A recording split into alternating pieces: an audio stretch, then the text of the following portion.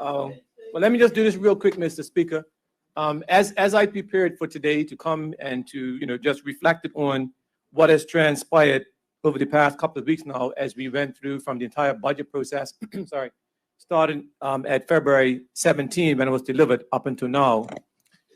One of my unfortunate thoughts, to be honest, is that, and everybody be patient for a minute, because as I thought about it, right, I think that Bermuda ultimately has lost. And what I mean by that is that the idea was for the government to propose a budget and then for us to go through and have a very robust debate. And I think part of it did not occur, which is a concern, Mr. Speaker. And obviously I'm mindful that the rules do not allow me to go back over past debates. And so I'm being very mindful of that, Mr. Speaker. And what I would do to make my point, though, Mr. Speaker, is that at some points the debate fell to a very low level. At some level, to be honest, there was, as I said before, a nil response. And for that, Bermuda is the loser. Mr. Speaker, if you think about it in terms of a competition, some people would like to go to a game, for example, and have one team, if you take the football example, one team win, 5-0. That's not me, Mr. Speaker. What I prefer to do is to have a game whereby it's tight, whereby you may end up with 3-2, for example, and you don't know, because it's a seesaw game, you never know who's going to win at the end, because that causes you, Mr. Speaker, to be on your edge. And in that context, Mr. Speaker, I don't think that the response that came from the OBA this time around did that. There is many things I could say, Mr. Speaker. And as we know now, Mr. Speaker, we're getting some interpolation.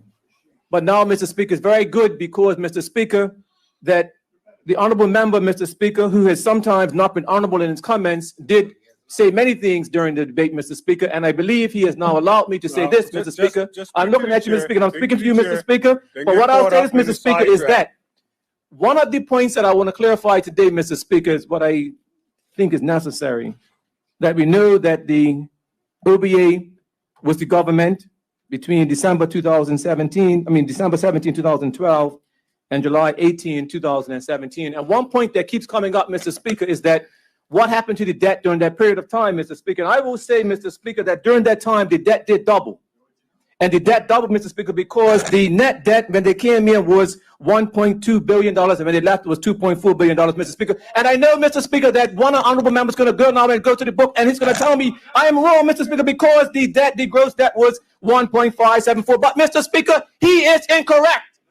He is incorrect, Mr. Speaker, and he can say what he wants to say, Mr. Speaker, but I have the information, and yes, you can go and look, Mr. Speaker. I have the information for every single year, Mr. Speaker. Point of order, Mr. Speaker. If you choose. The honorable member is misleading the House. Okay. C-29 of the budget book. For the PLP, 1.574. Yes, that is it. C-29. There you go. Mr. Speaker, Mr. Speaker, point of order. I must, because it is vital to clarify the record. Because I know that the honorable member is new to this House. He knows he's been here about 3 years, but he's relatively new, even though he's been doing a lot of work for the opposition over many years. But the fact remains that in this country, debt under our laws is defined as net debt. And the honorable member who is speaking now on the motion adjourn is correct. In 2012, net debt was 1.2 billion, and in 2017, it was 2.4. That is double. Mr. Speaker, I'm going to do my best now. I'm going to calm down, Mr. Speaker. I can tell you, Mr. Speaker, and I'm going to go slow, Mr. Speaker. On March 12, Mr. Speaker, the gross debt was 1.35 million. The sinking fund was 114 million, a net debt of 1.2 billion. When the OBA left, Mr. Speaker, the gross debt was 2.5 billion, $150 million in the sinking fund, and the net debt was 2.4 billion, Mr. Speaker. Point of order. Point of order. Again, the honorable member is misleading the House. I refer him to page C-29 of the budget book. He's just referred to the gross debts. 2012-2013, 1574000. And when the PLP comes in, it is 2.483935. I'm sorry, it's there in black and white. Thank you, Mr. Speaker. The honorable member, I'm not going to go back and forth, Mr. Speaker, but what I'll do is this, and I'll go a little bit slower, Mr. Speaker. What the honorable member is referring to is the information on March 2013. The gross debt was 1.5 billion, sinking fund 97 million, a net debt of 1.5 billion. That is just what it's referring to, Mr. Speaker. But, Mr. Speaker, the challenge is, let me put it this way. You and I are going to participate in a race. It's a 100-meter dash. And guess what, Mr. Speaker? The start line is where the start line is. And you may choose, Mr. Speaker, for whatever reason, to either go at 75 or 200. But guess what? You're at the wrong starting point. And Mr. Speaker, at this point in time— Point of order, Mr. Speaker. Wrong point. The honorable member is again misleading the House. The question as to whose debt it is who borrows the money. If it is the PLP that borrow the money, that is why it is 1.574. I mean, come on, guys. You're not fooling anyone. I'm going to suggest that you use your explanations on your 20 minutes so you can clearly speak yourself through. Thank you, Mr. Speaker. I'll come back. And now, Mr. Speaker, I know that there are many persons listening, Mr. Speaker, and so I will say one more time that in March 2012, March 31, 2012, the gross debt was 1.35 billion, the sinking fund 114 million, the net debt was 1.2 billion. And when they left, Mr. Speaker, the next reporting year would have been 2018, Mr. Speaker. If you're going to repeat yourself, just let him finish. You can Thank do you. You could do it under your 20 minutes. I wasn't going to repeat myself. I was going to point out that March 2012 was in fact not when the OBA government was elected. It was December 2012. And during the year from March 2012, it was a PLP budget. Again, the honorable member is misleading the House. All right. Thank you, Mr. Speaker. We'll stop this pop up and down, pop down thing. And I'll just say one more time, we can leave. Mr. Speaker, I know we're supposed to use parliamentary language, right? So I don't want to refer him to whack-a-mole, but let's leave it for now. And I'll just say one more time, Mr. Speaker, that the information is that March 2012, the net debt was 1.2 billion, and when they left, the next reporting period was 2.4, and that is double. Mr. Speaker, one of the things I was referring to is that they say, and I'll come back to this point, Mr. Speaker, just to say this, that what was a concern, and it hasn't been spoken about before, and so I think I can say this, and that is, Mr. Speaker, that what I have in my hand here is the reply to the budget delivered by the Honorable N.H. Cole Simons, JP MP, dated February 24th. And so we went through that process, Mr. Speaker. And one of my comments, Mr. Speaker, that I want to make is about this whole idea of a TA. Not in detail, but just to say if we follow the honorable member's line of thought, it was delivered as the OBA response, and then that was on February 24. On February 27, on the Monday, there was a significant retraction. And my point here, Mr. Speaker, is that if the honorable member would refer to what I was saying on February 24 as I was lying, and Mr. Speaker, by the way, if anyone is asking for evidence, if you go back to the debate on that day, look at the bottom section, around about 4 hours and 30 minutes, you would hear exactly what I'm talking about now.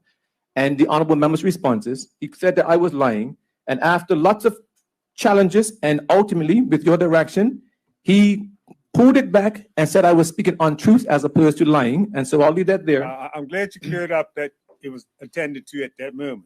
Yes.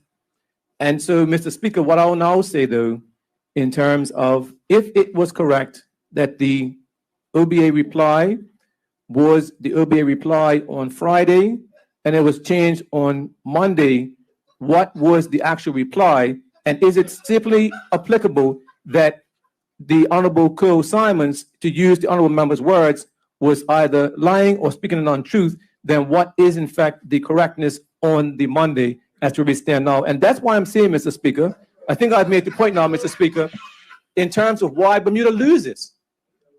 It's just as if, Mr. Speaker, if you go back to the analogy of the 100-yard dash, right? If you start at the wrong spot or you somehow get disqualified, there is no race. And that's the reality in this case, Mr. Speaker. And it is a serious thing because now we have what we should have and don't have, I suppose, is no real rebuttal to what the PLP has done. Mr. Speaker, earlier I referred to, and the Honorable Cole Simons thankfully gave me the illustration in terms of sitting on a fence, Mr. Speaker, and now I don't know what the fence is. And even, Mr. Speaker, and I said to myself, you know, Anthony, be mindful that you don't use schizophrenia because that is a proper medical term. But then when I look at some of the responses, Mr. Speaker, I'm not sure where we are. Even, Mr. Speaker, something very similar, something very simple, Mr. Speaker. Normally, green is positive and negative, and red is negative, right? But for some reason, Mr. Speaker, even this on this document, right, you have red on top going up and green on the bottom going down. And so when I first saw it, I said, oh my goodness, what has happened? And so I don't know, Mr. Speaker, where we end up. And so, Mr. Speaker, I know that you're always late, but I think I've made the point, Mr. Speaker, in terms of where are we, what did they do, and in my opinion,